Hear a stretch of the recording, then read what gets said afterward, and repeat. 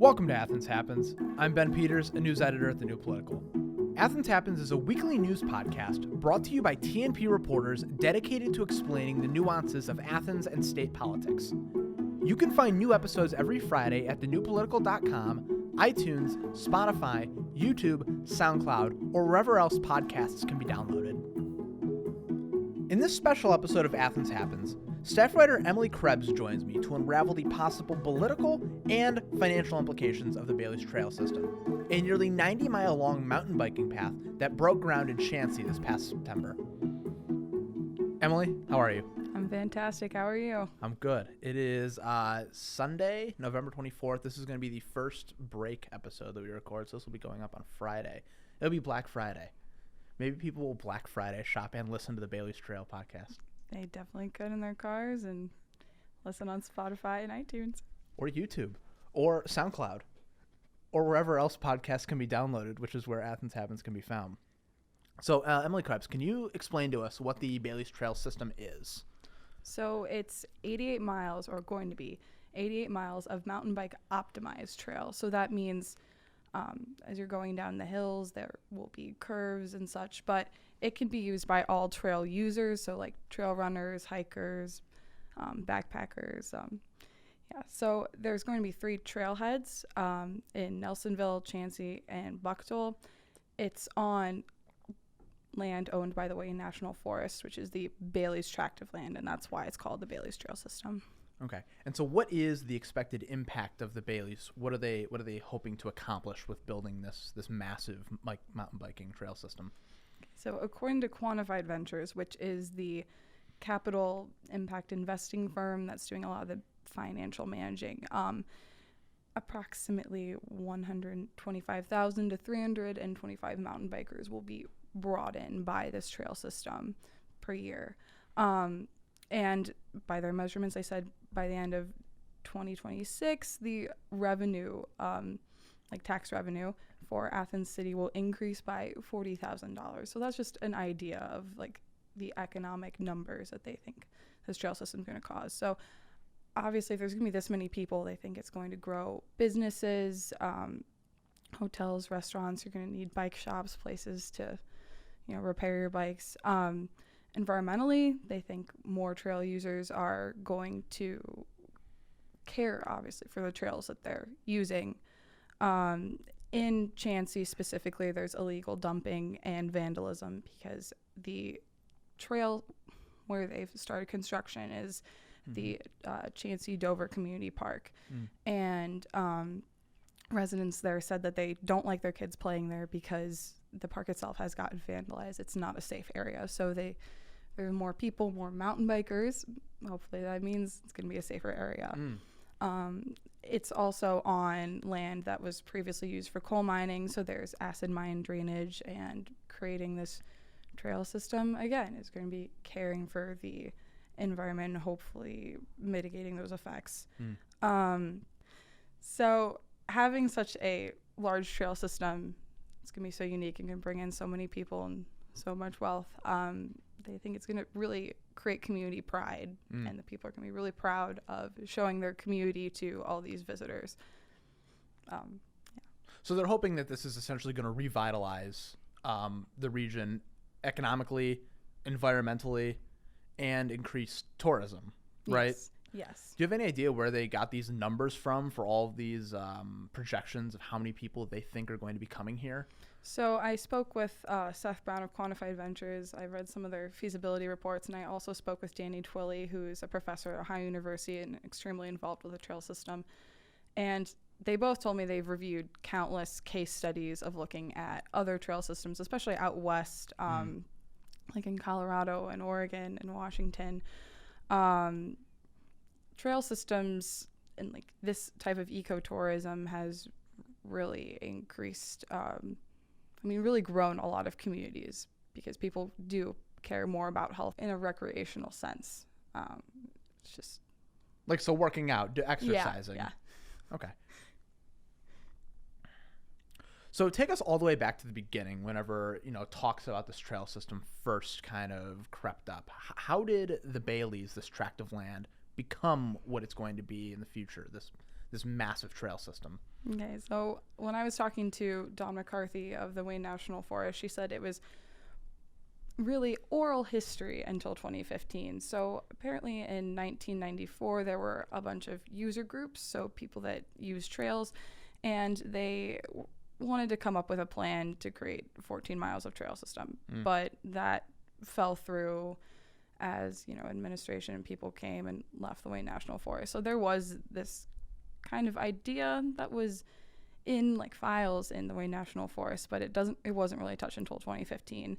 And then the forest supervisor, Anthony Scardina, met with Peter Kostis, who's a council member, and he owns Athens Bicycle. And they started discussing what if we created a trail system. And so eventually they started inviting more people, like Danny Twilley got involved. So those meetings expanded and more people were getting excited about this. So eventually they created a master plan, or knew they needed to create a master plan if they wanted this to happen. And that was obviously going to cost a lot of money. And the small group of people that, like, Peter Kostis being a bike owner, this huge biking community, they started fundraising. They talked to local businesses. They got, county organizations involved. And so they were able to, because of the community support, they were able to get the master plan. Then they needed a design plan, which involved marking the trail. This is, again, more community involvement because they were able to actually use volunteers to mark about 36 miles of the trail. What year was this? So essentially, though, they did this whole thing in a course of 4 years. I could keep going, though, about the history of it. Go for it. Okay. So, yeah, after they had community volunteers pitch in for the design plan, then they needed a National Environmental Policy Act evaluation, or a NEPA evaluation. And they were actually able to have students at Ohio University conduct this evaluation. And so that was giving these students hands-on experience. And they were able to do it within 2 summers. And Danny Twilley indicated that if it was an outside group doing it, it would have taken much longer. So essentially, because of the community support in this project, it's taken a lot less time to go from really an idea in 2015 to now in 2019, they are breaking ground. So what exactly were those Ohio University students doing? So they were going through and looking at how the trail system would impact the environment and the environmental implications. So Danny Twilley indicated that they actually did need to maybe like readjust some of the like projected pathways, just to like minimize how much this could disrupt the environment, because you are bringing in all this machinery to construct an actual trail system. You really don't want to ruin the forest that you're trying to showcase with a trail. So the trail system recently, this past September, actually began construction, right? And so when is it projected to complete its construction? That could take potentially 6 to 8 years, I have heard. It could take longer, and that's because of funding and where the rest of the money is coming from. Because if you look back to when early talks were of the trail, like in 2018, the financial feasibility report said like $5.4 million. I saw. Now it's projected to be $11 to $12 million. So you're getting funding from grants, philanthropy, but you can't. They're not able to pay all of that through like nonprofit organizations or things like that. So, other than philanthropy, how are they actually going to pay for this trail system? So, Quantified Ventures has a model that they call the Pay for Success model, and you can think of it as like a money triangle. So, you have investors who are not doing this out of charity and philanthropy. They want their money back, but they are going to take on the risk of financing the Baileys and provide upfront capital to the Wayne National Forest, who is then going to use the money to construct the trail and also work with operating expenses and such. And as the trail system is built, and over time as it grows, Athens City and Athens County will have economic benefit from it. It will bring more money into the county and the city. Supposedly will. Yeah. And because of that increased economic benefit, Athens City and Athens County can then pay back the investors. Mm-hmm. Because this is pay for success, in the middle of the triangle, there is an evaluator who is going to see how economically beneficial this actually is. So the amount of money that Athens City and Athens County are paying back the investors may vary. If it's more successful, they will financially be able to support more money going back and more benefit. But if it's not as successful, the investors may compensate Athens City and Athens County. And so success is measured by the amount of money generated through tourism because of this trail, right? Yes. Okay. And so the revenue that is coming from the trail system is going to be seen in one way by the transient guest tax, which is a tax that Athens City and Athens County already have on rented rooms, such as like hotels, Airbnbs, bed and breakfast. And that money is, so it's 6%, and it's actually split between Athens City and Athens County. And so the money that they're paying back the investors is going to come directly from that transient guest tax. Fun. So people go spend a night in a hotel, they pay a tax. That tax that they paid for their room is going to be put into a fund, which will essentially pay for the trail system, right? Yes. So who is going to decide whether or not Athens enters this agreement to pay back all of this money that they're going to incur? Essentially, what is a debt for this trail system? Yeah, so city council, because as it's been described to me by many people involved in city government, city council controls the purse strings, and they get to say where this money is going. Okay. What is the status of approving or not approving this funding in the council right now? So a couple weeks ago, the agreement to enter into this financial contract essentially came up for third reading in council, which meant they could vote yes or no. Mm-hmm. And council actually chose to table the vote, which meant it was basically going to be put away for the next meeting or whenever they decided to untable it. Mm-hmm. And that was because Councilmember McGee and Councilmember Grace both voiced concerns about the metrics and projections that Quantified Ventures had given for how beneficial this trail system was going to be to Athens specifically. Because, as I said about where the trailheads are, it's not in Athens City. It's in Athens County, but not Athens City. So they would like a third-party evaluator to look at the estimations by Quantified Ventures and verify whether or not this is actually going to be that successful. Okay. And so now council voted to untable the vote at the last meeting after they spoke with, some members spoke with Seth Brown from Quantified Ventures. And they said a lot of their questions were answered. However, there is still some questions what happens if Athens decides to withdraw from the financial contract. Where does that debt go? What are the implications? So they made a couple amendments to the contract, which put it back to first reading at that meeting. And so it needs 2 more readings, 2 more reviews at council meetings. Could be tabled, could be voted on potentially. And so what were these amendments that were made to it? So one was about the financial contract itself. Let me rephrase that. Okay.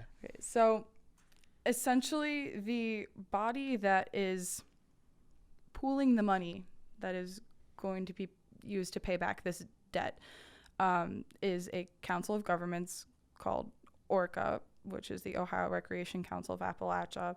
So they are managing recreational projects, which is the purpose for, like, it's consists of some cities, some communities, and actually the mayor is who is part of ORCA. Mayor Steve Patterson. Mayor Steve Patterson is who is part of ORCA, and council is not. However, as I said, council controls the purse strings. And so now in the agreement, it specifies that if Orca needs to increase or something happens with the finances, that the financial obligation that the city has, if it needs to increase potentially, the mayor has to come back to council and get it approved.